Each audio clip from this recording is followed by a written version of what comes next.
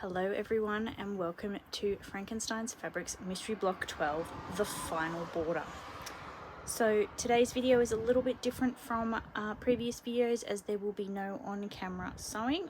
It's just an explanation video, and that's because the method that you will be using is very much the same method as you would have used to attach your outer sashing, so top and bottom and side strips. So first of all, I just want to explain how I got to my layout. There's nothing wrong with what you may or may not have done. It's just literally I just want to explain how I chose it, because it might come in handy in future for how you think about laying out quilt blocks in future. So I actually did mine as diagonal pairing. Now it sounds really weird, but I did a combination of like pairing blocks up as well as contrasting blocks. So I use a combination of shape and color. So I paired matching colors, but I also paired opposing shapes. So I'll explain. So first of all, my diagonals pairs are going from my corner. So top right corner for me, I don't know if that's the same on camera or is flipped around, but my top right corner and my bottom left corner, which you can't see, is actually my flying geese. And then opposite, I've done the snowball block with my heart block. Now those two are pretty obvious that they're pairing in terms of color. But there's also a shape thing. So the flying geese is very pointy, my checkerboard is very square. I have a round snowball block with pointy triangle corners, but then I have my heart, which is kind of rounded shapes, but also has my pointy corners. Now I matched my pointy corners because my darkest pink I only used really in those two blocks, apart from the small amount I used in the log cabin. So my four corners are diagonally opposite and match one pair pointy and one pair opposite. So round and pointy and opposite with pointy and square. I then did my pairings diagonally opposite in this method. So one row above and one below, and then offset, whether it was offset from the center or offset from the side. So my first pairing is my circle applique and my cross block. Now the reason I put those two together is because they are black, grey and pink. So black and pink, pink and grey with some black, and I've got my lighter pink tones in the grey print. Those two are opposite in that diagonal, and they are also opposite to another pair, which is the opposite here, which is my donut block and my pinwheel, which is at the bottom center. So I've actually got my four pink black blocks in my matching pairs through the center of the quilt, and then diagonally opposite as well, but also pairing this way. And I know that's so confusing, so we'll leave them there. I also did them with shapes too, so circular and geometric. But once you start to recognize the individual components about a block, you'll start to be able to pull it out and go, this can go here and that can go there. So then I have my rail fence and my star block, and these are my orange black blocks. So they are matching a pair there, and then I have my disappearing nine patch and my log cabin, which are the two blocks where I used a lot of the fabrics out of my my selection. So they're diagonally opposite that way. They are also, I kept these two quite square, and these two have a rotation in them with the star, like the points rotate round, and you can see there's a sort of pinwheel effect going on there. So that's how I came with my layout. I did have I asked a few friends to have a look, see if anything struck them as odd or weird, and a couple of them came back with that there wasn't orange in a particular row. in sections, and but it mucked up my diagonal pairs if I move things around too much, so this is what I ended up with. So, borders. Because your quilt is now at a stage where it's going to be a piece that is bigger than a width of fabric strip. So I'm looking at, mine is currently measuring 44 and 57.5. Sorry, I'm reading pencil notes, they're a bit pale. So my 44 goes across, my 57.5 goes down. So there are two issues there. 44 inches is right bang on the width of most patchwork fabrics. That includes the selvage. So that means that my fabrics will be short once I remove the selvage. So that causes a little hiccup, and I'll come back to that in a sec. The 57.5 is about 1.50 m. So I need more than one strip. So this is where we come to the explanation for the borders. So as we were talking before, I did say that I was going to use a candy corn print as my border. Now the reason I have picked this is because it has multiple colors of my orange, so my different shades of orange, yellow, and it has the black and the white. I'm not worried about the pink because I'm going to bring the pink back in the binding, and we'll talk about that later as well. So this is what they call a tossed print. Now I wouldn't call this a small print, I'd call it a small to medium, because it's also not a medium. A medium print's probably a fraction bigger. So what I'm going to do with these is I'm going to cut 6 strips, which is more than I need, and it gives me, I'm gonna have about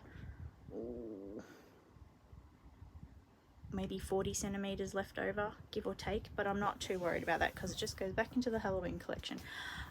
So what I have done is I have joined 3 strips together with a straight seam, and I'm not worried about where the seam's going to go. Like I'm not worrying about matching prints or anything like that. I don't care at this point for this fabric, because it's unnecessary. It's so busy that I'm not going to panic about that. If you choose to pattern match, you will need to buy more fabric to allow for the positioning.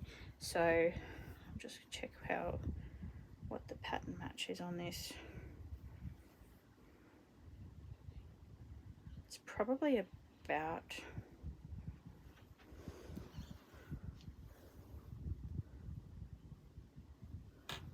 it's about 40 centimeters because I've cut them the width of the fabric. So I'll be looking at this candy corn here and this candy corn up here, so it's about 40 centimeters.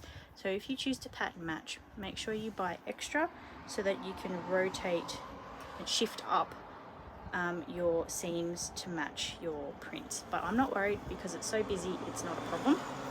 Now if you choose a directional fabric and you want to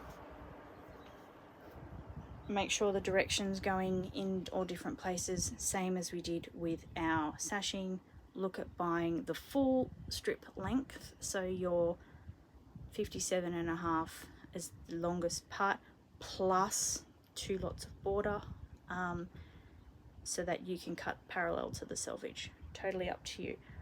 I will have some notes on this in terms of cutting, whether you buy fabric for whatever reason and roughly how much, but it does depend on the width of the strip you cut. Now I have cut mine at 6.5 inches because 6.5 will end up at 6 inches with my seam allowance, but it is half my block size. Now I did that because I wanted the balance between the block and the border to be aesthetically pleasing, so I've got a half and half thing happening. If you choose to do a smaller border or a bigger border, that's totally fine. The bigger borders probably will look, I wouldn't go too far, like I wouldn't go a full 12-inch border to match the block. I would probably cut it off at about 8 or 9 inches, probably closer to 8 than 9. And the only reason that is because sometimes you feel like when you're looking at a quilt with a really big border on it, it feels a bit floppy. Like it's tacked on, it's sort of, you can see that somebody's kind of rushed it a bit and making up for a measurement that they didn't account for earlier on in the quilt. Whereas if you were to make up a bigger border with multiple smaller borders, that could balance it out as well. So for instance, we have our sashing here that was at 2.5 inches, so it would be 2-inch finished. You could then go say, I'm going to do a 3-inch border and a 4-inch border and a 5-inch border to give you that movement out from the edge of the quilt. So personal preference yet again, but you will have to take into consideration all of your cutting and sewing measurements for purchasing. So if you do need help with anything like that, please feel free to shoot me an email or a message on Facebook, and I can help you with the maths and we can talk it through, and color choice and direction and all of that sort of stuff. So 3 strips joined together, and the reason for this is my side panels are going to need 1.5 at the measurement that they're at the moment, and I'm going to actually attach my side borders before my top and bottom borders. And the reason for that is because my top and bottom measure 44 inches. This fabric, once I took the selvages off, is 41.5, and I don't want to have a little piece just tacked on to get it to fit. So what I'm going to do is I'm going to hide that fact by doing the side borders first, and then cutting a top and bottom strip that is going to be, now I haven't done the maths on this, it will be the 44-inch plus 13 for the 2 side, to compensate for the 2 side borders. And that means that my seam for the extra bit that I need, instead of being a measly like 2.5-3 inches, is going to be that plus the 13, and it'll mean that the seam is staggered somewhere else and not right on and in a really visible spot. And that's part of the reason why I'm using a fabric like this as well, because it will also disguise that. So that's where I'm at with the borders on this. So what I'm going to do is I'm going to measure through the quilt top vertically, and I know it's 57.5 because I've already measured it, but I'm going to double check. I'm going to measure through the quilt top vertically. I'm going to cut my 2 side borders to that measurement, pin them in place like we did with the sashing. So pin at the top, pin at the bottom, pin in the center, and then ease the pins through the rest of it. Both sides attach. Press the seams. Now at this point you can probably press the seams in whatever direction the fabric wants to go in. Because I've got a black fabric, I'm probably going to press to the outer border. So that's nice and easy. Once I've done that, I'm going to measure through the quilt top horizontally, taking in both side borders that I've just attached and the quilt top, and cut a top and bottom border to that measurement.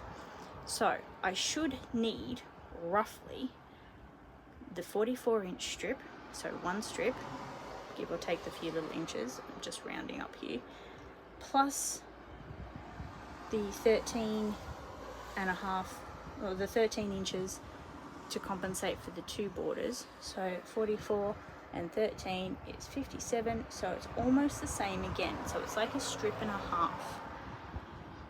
And then I'm just going to, what I'm going to do is then, when I get to that border, I'll have 2 strips that will be the same. The join will be in the same position. I don't necessarily want that to happen on the quilt as well, because that creates a visual line. Now I'm going to talk a bit more about this as well in a second, but I just want to go back to this. So what I'm going to do is I'm going to attach 1 border where the seam is going to be sort of there, somewhere above the checkerboard block.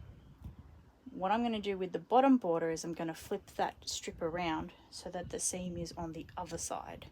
So what happens is my seams are diagonally opposite again, we're back to that again, and what it does is it breaks up the visual line of the seam.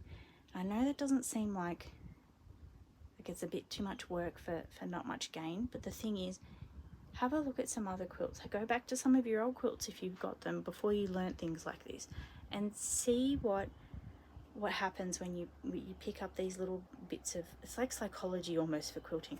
You pick up these little bits and pieces where it's like your subconscious mind picks it up, your eyesight is drawn to it, when you don't even realize it until you sort of start to think about what you're actually seeing. So it's basically breaking up it's like a cutoff, and because the pattern is broken, your brain will pick that up. So it's like, see here how this candy corn's been cut off. Now if I've got that seam there cut off on the top of my quilt, and on the bottom I've got a matching one, it creates that line. So what I'm doing is, by switching them around, my eye's going and it doesn't pick it up as easily. Now, one of the things with this type of project, I talk about high contrast, and that's my black and white sashing. The reason why high contrast works so well is because it gives you kind of like a depth perception type thing. Things sit forward or sit back, and then you see things in different stages. So when I look at my quilt, the first thing I do see is the black and white stripe, and then my eye is drawn to the pink. And the reason my eye is drawn to the pink is because there's a softness to it, and then I pick up the harshness of the oranges as like my secondary, and then the other black starts, it sort of filters in. It's like a process that your eyesight does. And the reason why, and this is now back to the talk of what I'm going to have about binding, is I want to be able to bring the pink in for the binding. I don't want a pink that's pale because it doesn't match. I don't want this soft pink because it'll get dirty on an edge. That's personal preference, but I'm not a fan of pale edges on quilts. I don't necessarily want the mid pink, and I don't want the dark pink. What I actually want is somewhere between the mid pink and the dark pink. That's a hot pink, not neon, because that's the wrong saturation of color that I'm looking for, but a mid pink with like a jewel tone vibrancy to it. So I haven't got that fabric yet, but that's fine. I'm not worried too much about that at this stage. So with binding, there are a few different methods, and I will talk about this in another video, but I'm going to go through all the different methods because I think that you need to try them all before you settle on the one that suits you best. I think binding is one of those things that unfortunately brings out the critics. But if you have personal preference, that's up to you. I will change bindings depending on the need. So if I'm entering into a quilt show and they require hand sewn binding, I will hand sew a binding. I won't be happy about it, but I will hand sew it.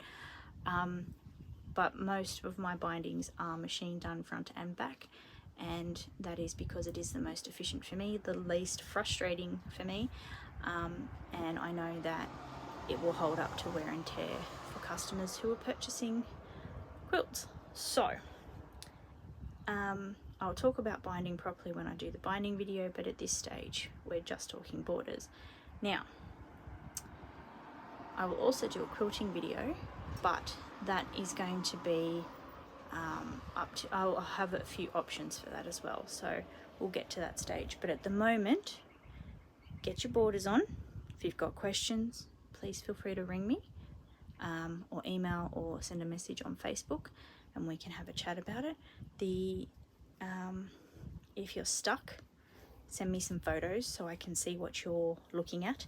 So whether you've got some photos of everything as it is, and you're auditioning a few fabrics for your border, send me photos so I can see, and then we can talk about how we can solve the problem for you.